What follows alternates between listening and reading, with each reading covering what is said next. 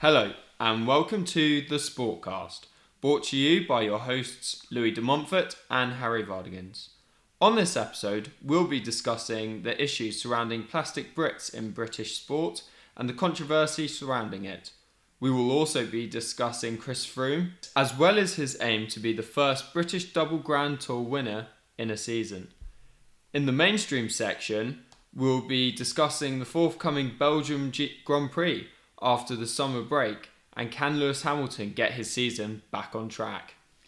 If you are unaware of what this term plastic Brit means, Louis will give you a quick background as to its origins. So the term plastic Brits originated about 5 years ago when the Daily Mail issued an article surrounding the issue of these Britons competing for Team GB who were not born on these shores or had been raised on these shores. And this was a dig at those athletes at the expense of our homegrown athletes per se.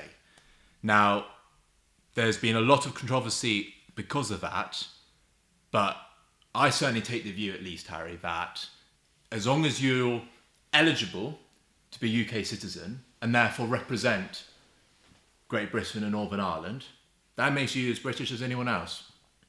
Yeah, I get what you mean by that, and in some cases it is, but then in other cases I believe not. So, such as in Chris Froome's case or Zola Budd's case. Zola Budd, they issued her a passport in suspiciously quick time for the Los Angeles Olympics, and then Chris Froome has competed for Kenya as a junior and now competes for Great Britain, obviously in cycling and Team Sky. But you got to look at it in the other way. It's great for Team GB, and it gives us lots of gold medals, and Chris Froome has won however many Tour de France's, but it's also really damaging from the country they are originally from, as they are lacking in that potential star that they could have as a national hero or national star. Well, yes, I mean, of course, but I guess part of perhaps this desire to compete for Great Britain is perhaps the better facilities that we might have over here as opposed to the countries where they may have originally been residing, and perhaps it's also because of their heritage as well. If you've had grandparents or maybe even your own parents born in Britain, there's a good chance that they would have grown up with some of those British values, and as a result, they've always had that desire to represent Britain. So I just think if we did, take this issue and we started not allowing these athletes to compete for Great Britain, then we would not have the likes of Mo Farah, Chris Froome. I mean, apparently, according to the plastic Brit definition, that makes Bradley Wiggins a plastic Brit because he was born and brought up in Belgium when he was young.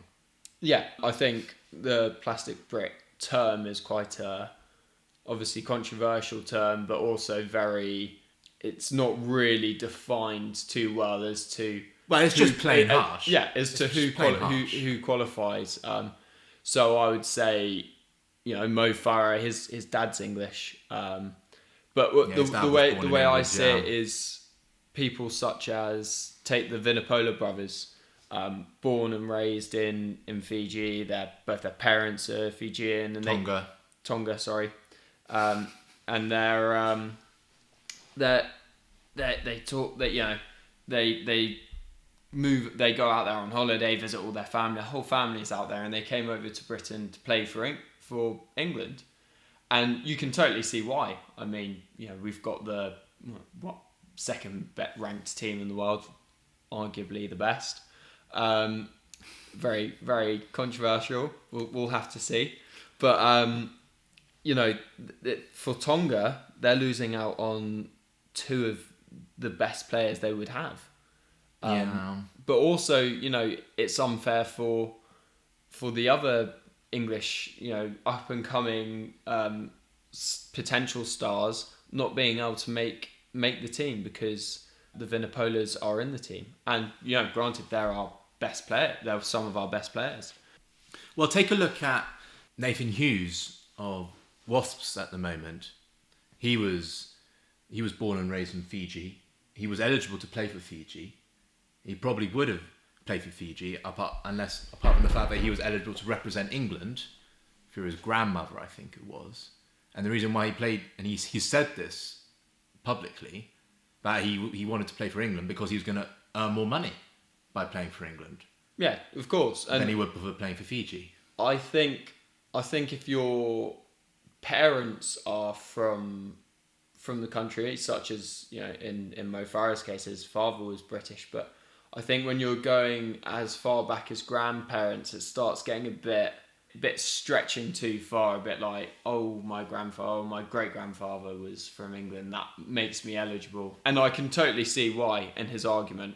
Of course, you'd want to play for England rather than Fiji, because you'll get more money, you'll get better training, you'll probably end up being a better player and probably have a better quality of life. Exactly, but it's also unfair on their birth country or the country their parents are from.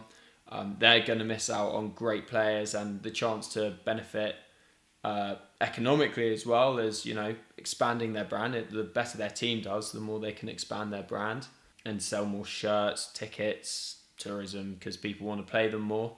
And it also a negative towards players from that country who don't get into the higher teams because that player has come over and taken their spot. Yeah, but I think it's something actually we should embrace, because this contributes to, I think, the diversity that we have in British culture. And I think it would be a tremendous shame if suddenly we decide to close the door to these sort of athletes when actually they're perfectly eligible and just as British in many of these cases. Okay, just because they have an accent from a particular country doesn't make them suddenly not British. Yeah. I could have grown up in America all my life and have an American accent, but I'd still consider myself British. But what about Zola Budd's case, where she competed for Britain in one Olympics and then South Africa in the next? Well, that's an interesting conundrum, that one, because, of course, Africa was going through apartheid during that time. But, it's interesting because she was born in South Africa, she was raised in South Africa, then she was represented Great Britain. And she was issued a passport very, very quickly. That's a very interesting one. I don't really have an answer for that one, to be quite honest. See, that's the thing. I mean, there are some athletes who are perfectly eligible, and as you say, they may be born in one country and then they get brought over when they're 5, 10, whatever, and they're perfectly eligible. That their father or something is British or is from whatever country. And that's absolutely fine, but it is what I'm talking about is those specific cases like Zola Budd, where it is quite suspicious. She was bred in South Africa. She got given a passport very, very quickly to compete at the Olympics, and then the next Olympics she competes for South Africa. Is one Olympic cycle enough to, oh, I'm British, oh, I'm South African, now I'm British, now I'm South African again? Yeah. No, I don't think that's right. I think once you start representing a country, I think you have to commit to that country. Definitely, yeah. I don't think it's right to just sort of be messing about. In fact, I've even heard Toby Flood considering to play for Germany now because of his German heritage, despite the fact that he's represented England rugby at senior level and has played in World Cups multiple occasions. And exactly, on multiple occasions. I don't think that's right. I mean, yes, he can be proud of his German heritage. Of course he can be, but why? I don't think it's right to suddenly just start playing around with other nations.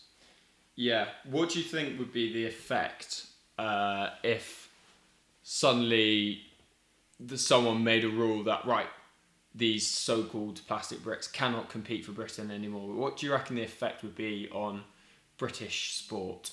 Well, it would be absolutely catastrophic, I think. I don't think we would have nearly the same amount of success that we have had in the previous few Olympiads. I think, that would be discounting the likes of Mo Farah, Chris Froome, and Vinopolas, Tuolangi. Right. And that would, I figure, across British sport we'd have a big problem. I think the England cricket team in particular would be severely depleted. And I think the only sport that you could really discount is football. yes, I was thinking that too. I mean, if you look at the England football team and the team they put out at the Euros and the current team at the moment, there's not really any names in there that makes that. Well, they've all been born in England, and they've all been born in and raised, and they all play for English clubs. Doesn't I think there's no problem with being plastic, if you can call it that. But does that say something about British sport then, in that we are reliant on people from other countries having maybe a connection and being able to get a British passport for our sports team to be successful, and we throw in all this funding to our sports teams and Team GB and England rugby, where actually what we're doing is we're throwing the funding at those players who we bring in. Yes, I mean, we do need to fund every athlete who's competing for Britain, especially in the UK sport-funded sports. They do need to be funded. Just if you're representing Great Britain, you deserve funding. That's simple. And I think, if you're representing Britain, you simply just get the funding. You can't just suddenly say to some athletes, yeah, you're getting funding. Oh no, you weren't born in Britain, you're not going to get any funding. That wouldn't be right. No, of course not. But I think it's a grey area on where you draw the boundary on who is eligible and who isn't. Yeah, I mean, just to wrap this up, I think my position in all of this, as I said earlier, if you have the right to compete for Britain, and you want to compete for Britain, because if you don't want to be competing for Britain, you shouldn't obviously compete for Britain. So if you want to, and you're eligible to, and you're good enough, then yes, by all means, represent Team GB or England or Wales or Scotland or whatever country you want to represent. I think that's my analysis on it. And this whole plastic Brits thing is a whole pile of garbage. That's just my. But the question is, where do you draw that line of eligibility? Is grandparents too far away? Because at the moment it isn't. And, there is an argument there to think, well, it's your grandparents, and okay, you've got a bit of blood in you, but if you look if say one of your grandparents was British, you draw that back, and that's quite far. You're 1/8 British then. But then the law, the law is the law at the moment. I don't actually know what the specifications are, what you need to be to become a British citizen, to be honest. Do you know what the? I have no idea. But anyway, the law is the law. So as long as they adhere to those specifications, and I honestly have no issue with it. Isn't So that's my point. So also on the show, the Vuelta is going on right at the moment.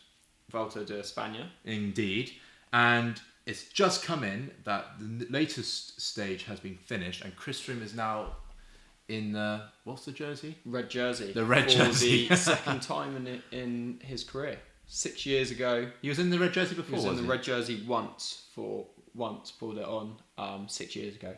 Okay. And he's pulled it on again, and I think he's quite happy, and he's looking to be the first. He's quite happy. Quite happy. He's looking to be the first Brit to do the double Grand Tour, the Tour de France and the Vuelta. What do you think his chances are? Well, it's a massive ask. It's a huge ask. He's spent a huge amount of energy and put a lot of effort into those 3 weeks riding the Tour de France, which obviously only finished last month. I don't know how much rest and recovery he's had in the month that's passed since. I imagine that tour took a lot out of him. Definitely. And yeah, I think it's very hard to be able to complete back-to-back Grand Tour wins. I mean, very, very few riders have done it. Yes, very few. But he's got a good team behind him. Well, Team Sky are very, very strong. And the thing about Team Sky is, well, I suppose like all other ones, but that Team Sky in particular, they've got a big team. So I haven't actually looked at how many are the same riders from the Tour de France, but I'm sure they've changed some of his domestiques from the Tour de France with fresh riders. But I'm sure again he's also got his more favoured domestiques and the lead domestic and all that. But I think he could do it. It's only just started. It's only just the beginning, and it's hard. It's one thing getting it, but it's even harder retaining it. But I think it's something he wants to do. It's a big achievement in cycling, and he's done the Tour de France, and I guess he can see it as, I've won so many four out of the past 5 Tour de France's. Sort of gets, right, what should I do now? I need to do something bigger. And he's already the biggest name in road cycling. Yeah. I think, here's the thing, because obviously there's been a lot of discussion recently about whether Chris Froome has been one of Britain's most unloved sportsmen. And part of that reason is because of his Kenyan heritage, as we've just discussed earlier. And the fact that he actually hasn't won anything in British colours.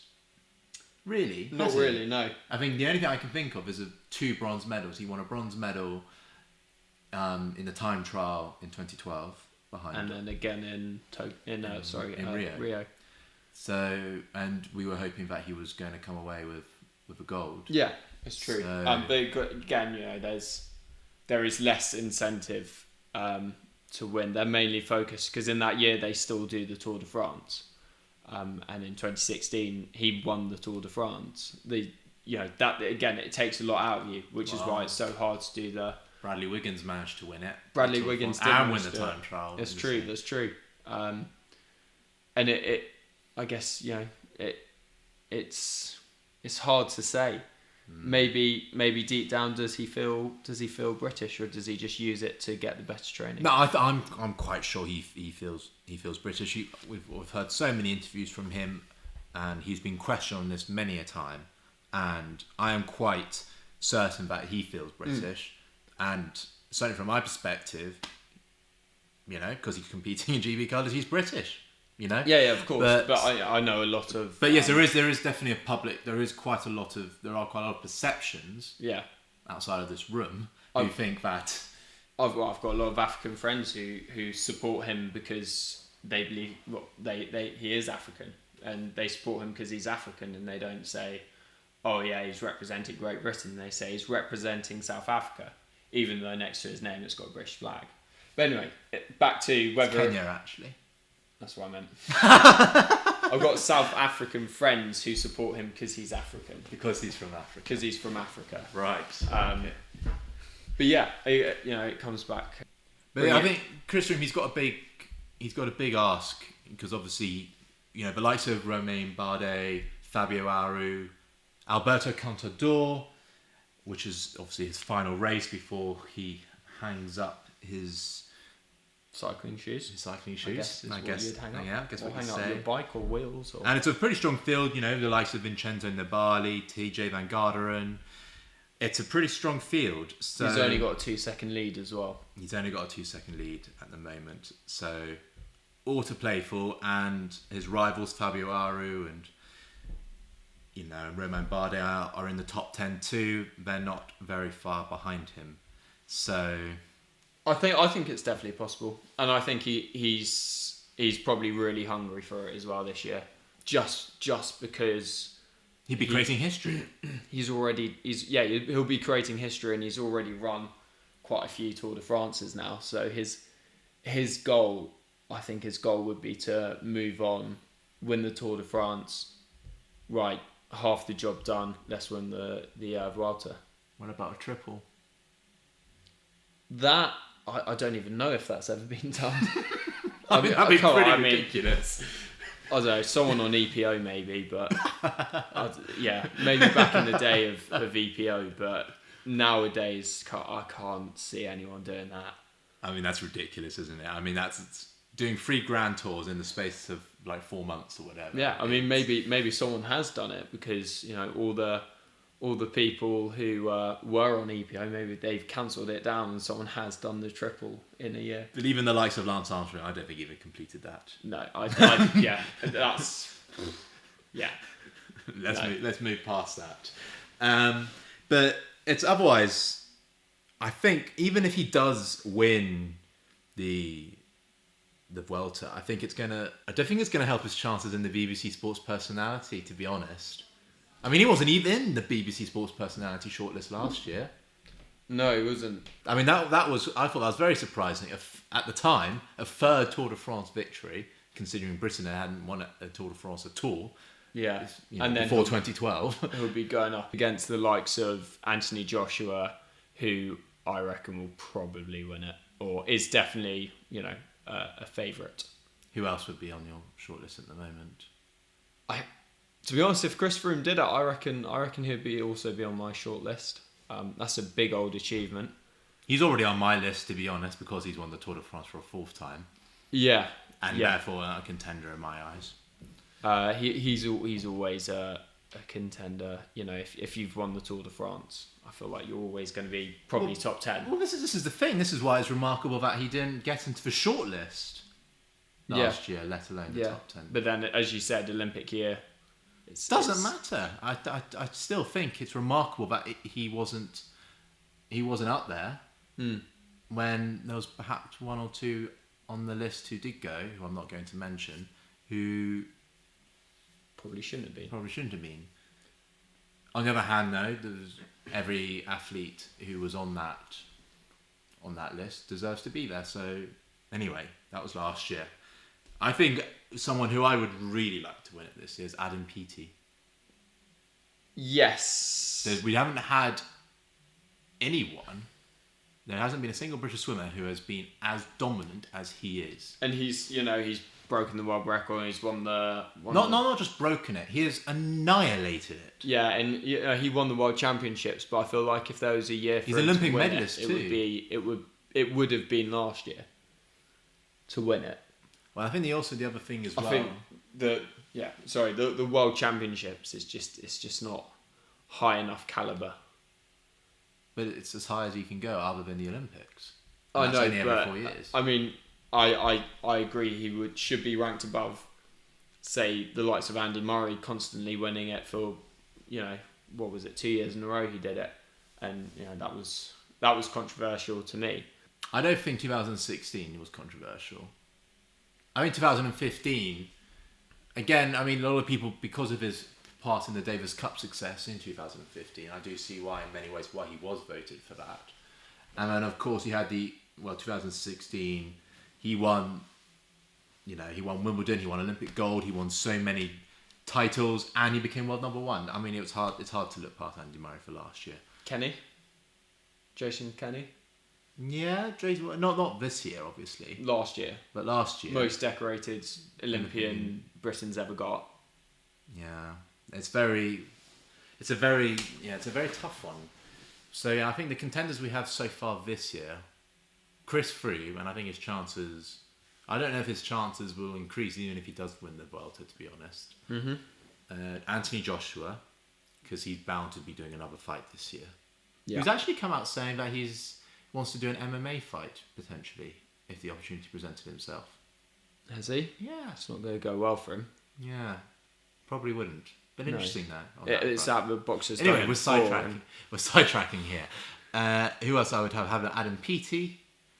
And maybe one of the cricketers, perhaps. Yeah, fair enough. Depending how well they do, especially because the Ashes are coming up. Anyway, onto the mainstream section of this week. We are talking about the forthcoming Belgian Grand Prix and the restart, the kickstart, I suppose you'd say, of the F1 racing season after the summer break.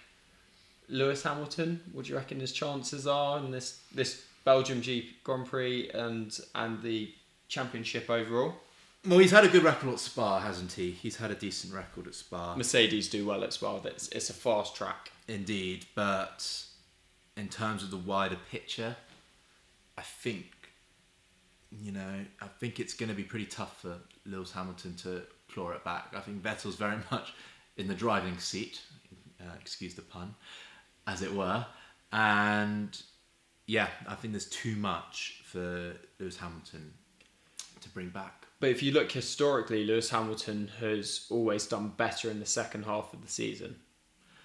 Well, obviously, mathematically, it's still possible if he strings a couple of wins in quick succession and wins consecutive races. But this sort of depends on Vettel doing badly, because I think as things stand, even if Vettel finished second in every single race from now on, he's guaranteed to win it, or something like that. Even if Hamilton does win every single race from now on, he might not even win it. So he's not massively far behind. Vettel's on 202 points. Hamilton's on 188. It's definitely that's a breakdown or a crash in a race, and then Lewis Hamilton wins the race. That will bring him back level or ahead. Well, and also Hamilton as well has been having quite a few. That would put him ahead. He's had quite a few engine problems as well earlier in the season. Yeah, exactly. And Mercedes I think they've used their quota of engine replacements in the season. I think that's that's detrimental to his chances. I don't think he has many options left. Definitely, but Lewis Hamilton races to the last race. He's not a quitter. Oh, I have no doubt about it. He'll as give his all. Last year proved. But I think if he gets a good start in Belgium and wins the Belgian Grand Prix, it's definitely going to put him on the front foot. I would definitely back him for the championship. Okay, what about Spa? Who's going to win at Spa? Hard to say before practice and qualifying, but at the moment it's looking like Lewis Hamilton. He's got the car there. It's a quick track. Mercedes is got great straight line speed, and they do well in qualifying. And to get into that first corner, which is pretty much a hairpin, to be ahead for that corner, it's very, very crucial. Yeah, so I think if Lewis Hamilton, if he gets his qualifying right, he's on pole position, and then executes his race plan, there's no reason why he can't win at Spa. That's for sure. He's had a good record there, and as you said, Mercedes has a good record as well as a team there. My pick would be Lewis Hamilton at this stage. Of course, things might change after practice and qualifying, so we shall wait and see. Right, that is all we have time for. Thank you very much for tuning in to this latest episode. Follow us on our Facebook page, The Sportcast, if you haven't already done so.